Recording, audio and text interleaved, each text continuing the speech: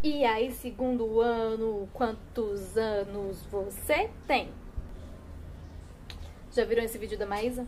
Eu falando no meu microfone. Meninos, tudo bem com vocês? Espero que estejam todos bem. Hoje a gente começa a dar continuidade na nossa aula sobre barroco. Bom, agora eu já estou com o livro, posso acompanhar o livro junto com vocês. Antes de mais nada, queria dizer que estou morrendo de saudade de todos. Espero que estejam bem. O que mais que eu tinha que falar no início? É basicamente isso. E aí, galera, olha só. A gente tem aqui, no início do livro de vocês, lá na página 4, os contrastes do barroco. Período de muito drama e de grande dualidade entre o mundo profano e o mundo religioso. Como vocês viram, a gente fala de Idade Média, e na Idade Média as pessoas estavam acostumadas ao quê? A reverenciar a Deus, estavam preocupados em fazer suas obras voltadas para a igreja e fazer com que tudo isso tivesse sentido. Afinal de contas, as explicações eram advindas de um mundo divino.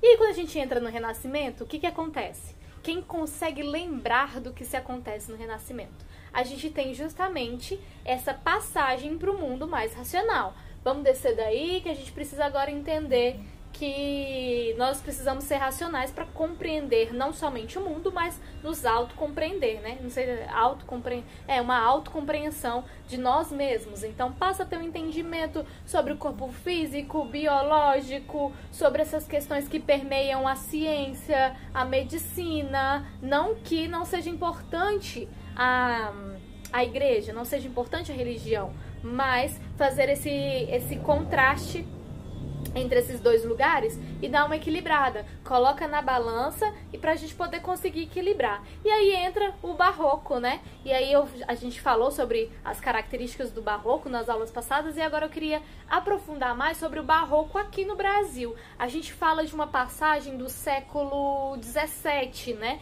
E é importante lembrar que quem era Brasil no século XVII? O Brasil era um buraco, né? Falando assim, de forma grosseira, Brasil era quase que um buraco. A gente tinha três cidades principais, três estados principais, se não me engano era Salvador, Rio de Janeiro e Minas Gerais, né? E aí a gente tem dentro de Minas Gerais toda aquela contextualização do surgimento do ouro, enfim. E aí, gente, o Brasil, ele acaba por estar um pouco atrasado nas concepções artísticas, literárias, relacionadas a questões advindas de fora, da Europa, de Portugal, enfim. Justamente porque a gente fala, né, desse atraso, não somente quando a gente fala de barroco, mas deixa eu ver. Gente, tá acabando meu armazenamento, socorro. E aí, a gente fala desse atraso não somente nessa época, século XVII, século XVI, enfim, mas era muito mais evidente. Hoje em dia, a gente com essa globalização, as coisas chegam muito mais rápido, né? Mas os movimentos, tanto literários, quanto artísticos, quanto tudo que há de novo e tecnológico, o Brasil era difícil de chegar, né? Demorava-se um tempo até chegar. Mas nessa época, justamente por essas longas viagens, vocês viram que isso acontece. Gente, isso acontece inclusive quando a gente fala de modernismo do Brasil, que é lá em 1910, 1922. Né, a gente fala da Semana de Arte Moderna. Até lá, a gente ainda tem um atraso. E mais pra frente também a gente tem vários atrasos em relação a essa comunicação, né, existente de movimentos artísticos, literários, enfim. Mas nessa época já existia, né, e era muito mais latente, era muito mais forte, era muito mais visível que esse distanciamento acontecesse. Então, como as viagens eram muito longas, as pessoas saíam do Brasil para poder estudar fora, para poder entender o que estava acontecendo no mundo de fora, para trazer aqui para o mundo de onde a gente vive. Quando eu falo mundos, entendam dessa maneira, tá? Não quer dizer que são mundos separados, mas vocês compreendam isso, mas basicamente. E aí o Brasil ele acaba estando atrasados em relação às escolas literárias, à arte que vem da Europa, que vem de Portugal, enfim. Mas é assim que... deixa eu só seguir meu roteiro, senão eu me perco. Mas é assim que a gente começa, né, a produzir uma arte que é propriamente brasileira.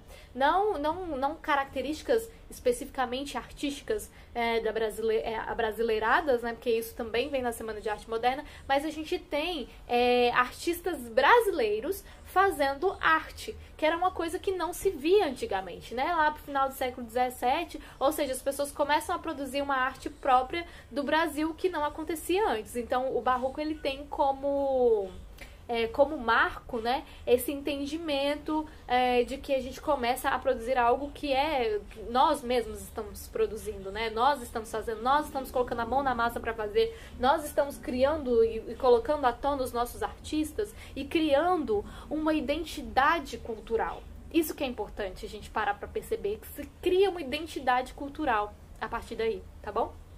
Então, gente, para as artes plásticas, qual é o maior artista do Barroco? Não tem como você falar de Barroco no Brasil e falando sobre arte e não falar sobre Aleijadinho. E olha só, né, justamente esse nome, Aleijadinho, caraca, eu fico parando pra pensar como as coisas eram meio que banais, né? Tipo assim, século XVII, final do século XVII, a gente falando de Barroco e nenhum problema em chamar uma pessoa de Aleijadinho. E isso é totalmente fora da casinha, né, gente? Mas enfim, então, para as artes plásticas, o maior nome de destaque é justamente o Aleijadinho, né? Que as suas primeiras produções, influenciado pelo Barroco de Portugal, e no Brasil também estava acontecendo a exploração do ouro. Aí é importante a gente contextualizar isso e entender isso historicamente, porque, como eu coloquei aqui, no Brasil a gente tinha, né, Salvador, Rio de Janeiro e Minas Gerais. E aí, em Minas Gerais, no caso, Ouro Preto. Hoje em dia a gente conhece como Ouro Preto, mas antes era conhecido como Vila Rica. E era justamente onde Aleijadinho estava. E aí, Vila Rica, ele vem sendo um lugar, né, nessa virada aí do século XVII, do século XVII para o século XVIII, em que começa a ter esse boom voltado para trabalho com ouro, né? A gente vivia o século do ouro, então a exploração do ouro era a principal atividade econômica existente no Brasil, e de maior destaque em Minas Gerais, justamente nessa cidade de Ouro Preto, que antes era chamada de Vila Rica.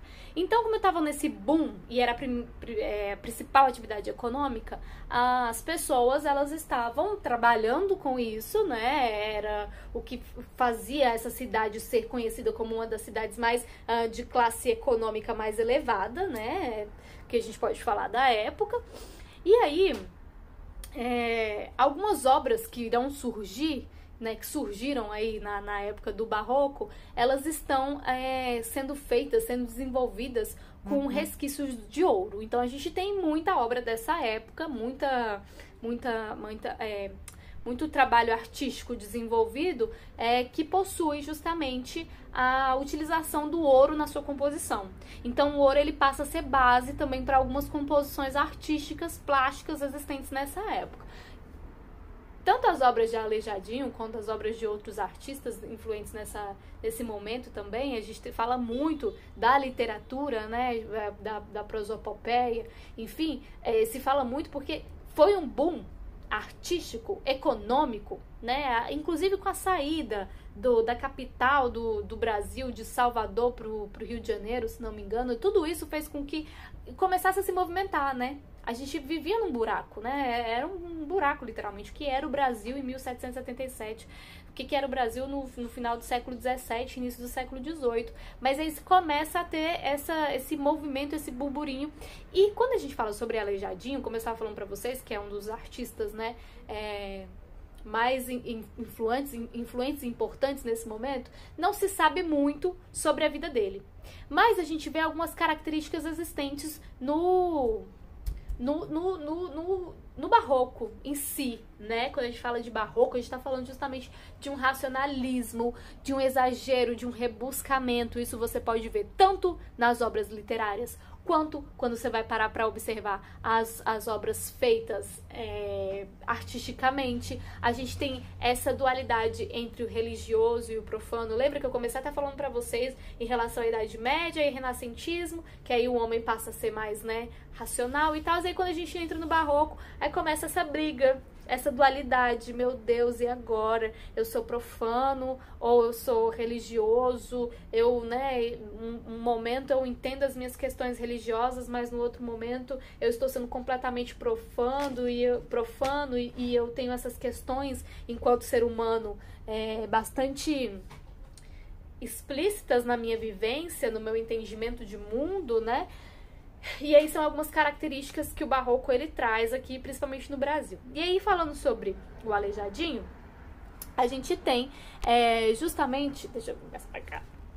E aí, falando sobre o Aleijadinho, a gente tem justamente essas questões aí que permeiam a sua história de vida. Assim como a gente fala sobre Mona Lisa, existe todo uma... É como se fosse, gente, uma história oculta por detrás da história da Mona Lisa. Também se há uma história oculta por detrás de Aleijadinho. Aleijadinho, que foi um grande gênio, era negro, era um homem negro, né, de Minas Gerais, pobre, e que, na verdade, se não me engano, eu não tenho muita certeza se ele era pobre, não, tá? Isso aí eu posso olhar depois pra vocês, mas não tenho muita certeza se ele era pobre, não. Se não me engano, eu já li em algum lugar que ele não era uma pessoa tão pobre assim. Enfim, é justamente por esse motivo, entenda, não existe certeza enquanto à sua biografia. Não se sabe quando ele nasceu ao certo, por exemplo, é um dos exemplos sobre a sua biografia, sobre essas dualidades existentes através das suas obras e da sua vida pessoal. Lembra que eu falo pra vocês que para entender as obras a gente precisa entender a vida, e quando passa a se pesquisar um pouco mais sobre a vida do Aleijadinho, a gente não encontra basicamente nada. O que se encontra são fragmentos de relatos existentes, né, que a gente não consegue situar exatamente quando que aconteceu. Então, existe um questionamento em relação ao dia, a data do seu nascimento, existe um questionamento sobre como ele começou a fazer as suas obras, quando ele surgiu. O que se sabe sobre Aleijadinho é quando ele já estava no seu ápice, né? E aí, pensem só, a gente fala de um momento em que as pessoas eram escravizadas, aí surge uma pessoa negra que é capaz de fazer obras geniosas e artisticamente muito à frente do seu tempo. Aleijadinho, ele realmente, a gente não consegue saber com quem ele estudou, com quem ele se desenvolveu, quem eram seus mestres, mas a sua vida foi totalmente ocultada em relação a isso. Nós não temos registros, a gente tem apenas fragmentos dos registros, né? Mas era um homem com visão artística além do seu tempo, ele tem uma bibliografia difícil de ser entendida, né?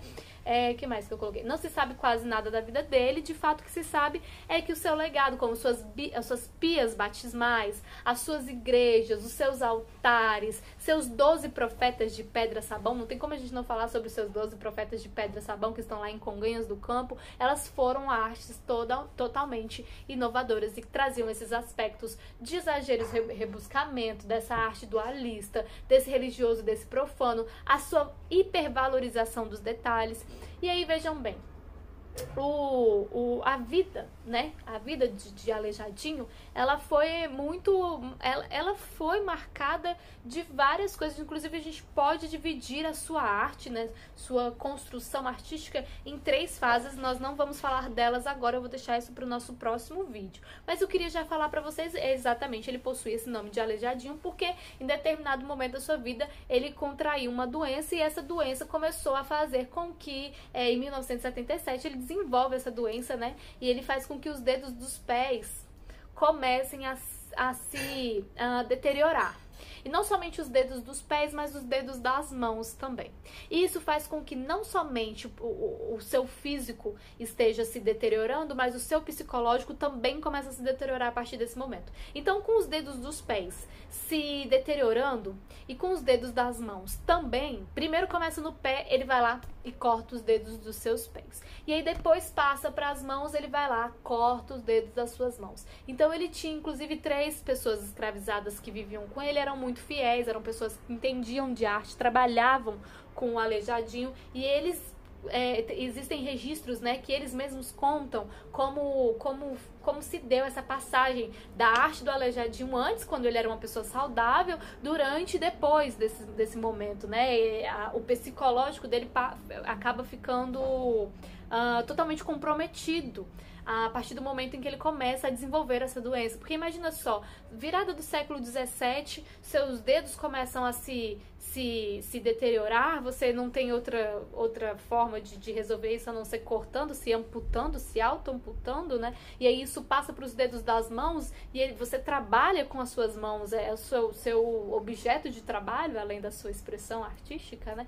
E aí depois disso passa para a boca, passa para os olhos, então ele começa a entortar a boca, começa a entortar o olho. Imagina só, ele se torna realmente uma pessoa enferma. Aí é por isso que ele recebe esse nome, se não me engano, ele recebe o nome Aleijadinho justamente por esse motivo, tá bom? E aí tudo, ele passa a ser cada vez mais agressivo, e aí tudo isso pode ser comprovado através das suas manifestações artísticas. A gente também consegue ver essas diferenças existentes entre as obras que ele fazia antes, as obras que ele faz durante esse momento e as obras que ele faz, enfim, durante a carreira dele aí. E aí, gente, olha só, na página 4 diz o seguinte: observe as imagens e converse com seus colegas sobre as questões a seguir, tá? De que elas tratam? Então a gente observa aí duas imagens. A gente tem a primeira, uma imagem de Caravaggio, né, com a Conversão de São Paulo, óleo sobre tela, é uma coleção Odescalchi Balbi, que está em Roma, Itália. E a gente também tem uma obra de Peter Paul Rubens, que é o Daniel na Cova de Leões, 1615, também óleo sobre tela. E aí você observa as imagens, conversa com seus colegas sobre as seguintes questões. Do que essas duas imagens tratam, tá? Observem aí o que vocês acham, quais são os temas existentes dentro dessas obras. Eu tenho aí Daniel na Cova dos Leões, eu tenho a Conversão de São Paulo, e eu consigo observar, a gente tem esse tom realista das obras, eu consigo observar que ela está sendo tratada dentro de uma perspectiva bem realística, né, da composição do ser humano. Eu estou vendo o ser humano assim como ele não tem nada abstrato, né? Eu consigo observar alguns temas que colocam em pauta questões existentes da Bíblia, né? Mas a gente também tem aqui uma outra composição em que existe um ser humano sendo atacado e, de certa maneira, eu tenho animais na obra, e, enfim, como se estivesse acontecendo algum tipo de conflito, tá bom? E atualmente é possível encontrar imagens como essas em espaços públicos? É exatamente sobre isso que a gente fala, tá? Por mais que a gente não esteja mais frequentando espaços públicos, né? Mas não é algo comum de se ver, a gente não encontra mais artes feitas dessa maneira, desse tipo hoje em dia, né? Não existe mais esse tipo de composição. Mas é muito difícil, são artistas específicos, e é sempre o que eu digo. Professora, mas é uma pessoa que desenha exatamente como desenhos eram renascentistas, exatamente como era a obra renascentista. Ele pode ser considerado um artista renascentista? Não. Ele não criou o renascentismo, ele não estava vivenciando o renascentismo, ele não estava na época que o renascentismo aconteceu. Então ele não pode ser considerado um artista renascentista, mas ele pode ser considerado um artista que sofre influências do movimento renascentista. Compreendem essa ideia aí?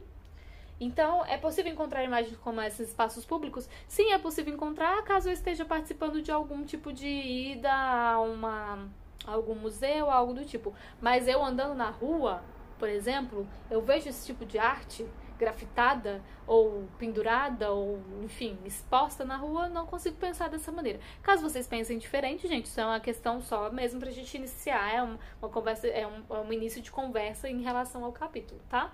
Essas imagens priorizam a emoção ou a razão, e por quê? Isso daí eu queria muito poder debater com vocês. Eu acho que eu vou deixar o seguinte: eu vou deixar essa página 4 e vou pedir para que vocês respondam ela no caderno de vocês, tá bom? Respondam ela no caderno de vocês, e aí vocês tiram foto das respostas e me enviem aqui pelo Google Classroom, que aí já fica como atividade de casa, porque eu preciso ver, a gente era um momento de debate, isso seria ótimo se a gente pudesse debater em relação a isso, né? Essas imagens priorizam a emoção, a razão, e por quê? E com que intenção você acredita que essas obras foram feitas? É uma questão que eu gostaria muito de poder debater com vocês, porque vai dar a visão pessoal de cada um sobre essas obras, tá bom? E olha só, O barroco, esse estilo artístico surgiu na Itália durante os séculos 17 e 18 e se propagou por toda a Europa, marcando as linguagens artísticas, tanto artes visuais, teatro, dança e música, e o pensamento ocidental. Causou forte apelo emocional por meio dos contrastes, da abundância e da exuberância de linhas, cores, formas, sonoridades e gestos. O barroco é sensorial, dramático e emocional, característica que fizeram dele uma arte de estilização de ideias e símbolos. Então, quais são os objetivos da nossa unidade, gente? Compreender o barroco na Europa, entender o surgimento do barroco nas igrejas, reconhecer o estilo rococó, que é um pouquinho mais pra frente, analisar elementos da pintura holandesa na época barroca e compreender como se deu o barroco no Brasil, reconhecer o que foi o período do Edo, da arte japonesa, e reconhecer a estética do teatro kabuki, que isso é mais pra frente lá no final, quando a gente terminar de falar sobre barroco, aí vocês vão entender por que existe uma ligação entre a arte oriental com a arte ocidental em relação a esse período, a essa época, enfim. Então, gente, o barroco, ele tem esse termo, tem origem totalmente controversa. Alguns acreditam ter surgido do português antigo barroco, outros de espanhol barroco, ambos significando pérola mal formada, remete-se a algo grotesco, exagerado e irregular, ou seja, pedra irregular, né, como eu já falei pra vocês. E aí o barroco cultivava o luxo e o esplendor, gosta da abundância e dos extremos e amplia as fontes da realidade graças a um ilusionismo fantástico. Fantasia e ilusão diferenciam espaços artísticos da natureza e realçam-nos. Céus pintados nas abóbadas, composições paisagísticas e reais, danças estilizadas, ópera e bailados com várias horas de duração. Aspira-se à obra de arte total e em igrejas e palácios a arquitetura, a pintura e a poesia concorrem para impressionar o ser humano dentro de um teatro do mundo fascinante e ao mesmo tempo repleto de significados e símbolos. E aí vocês vão ver que a gente fala muito sobre, quando fala, né, sobre barroco no Brasil, a gente vai falar muito sobre o Aleijadinho. Eu vou retomar várias vezes o Aleijadinho nas nossas aulas, também vou retomar alguns outros artistas, né, como Martinho Lutero, que a gente tem aqui da Reforma Protestante, né, não é artista não, tá, gente, mas ele liderou essa Reforma Protestante, e aí eu vou retomar falando sobre tanto barroco na Europa, quanto no Brasil, quanto em Portugal, enfim, pra gente poder dar continuidade nas nossas aulas, tá bom? E é isso, gente, basicamente é isso. Fiquem com Deus e até a próxima.